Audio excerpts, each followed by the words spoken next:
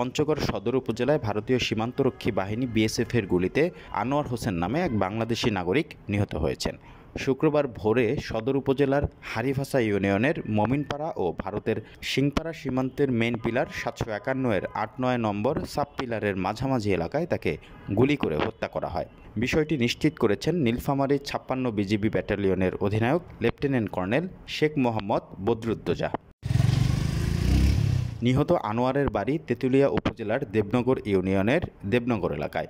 তিনি ওই এলাকার রফিকুল ইসলামের ছেলে। নীলফামারী ৫৬ বিজিবি ব্যাটালিয়ন সূত্রে জানা যায়, আনোয়ার হোসেন সহ কয়েকজন বাংলাদেশি নাগরিক বৃহস্পতিবার রাতে ভারত যান। ভোরের দিকে ফেরার পথে ভারতীয় সীমান্তের ভেতরে বিএসএফের ৯৩ ব্যাটালিয়নের চানাকিয়া ক্যাম্পের সদস্যরা তাদের উপর ধাওয়া করে। এরপর গুলি চালায় বিএসএফ। এ সময় ঘটনাস্থলে নিহত হন আনোয়ার। তার মরদেহ নিয়ে যায় বিএসএফ সদস্যরা।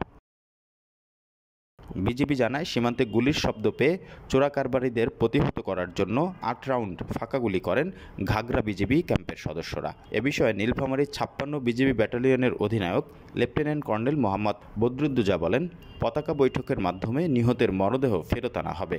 এছাড়া এ ঘটনার তীব্র প্রতিবাদ জানানো হবে। ঘটনার পরে বিজিবি বাংলাদেশের সীমান্ত এলাকা থেকে চোরাচালানের একটি গরু জব্দ করে বলে জানান তিনি।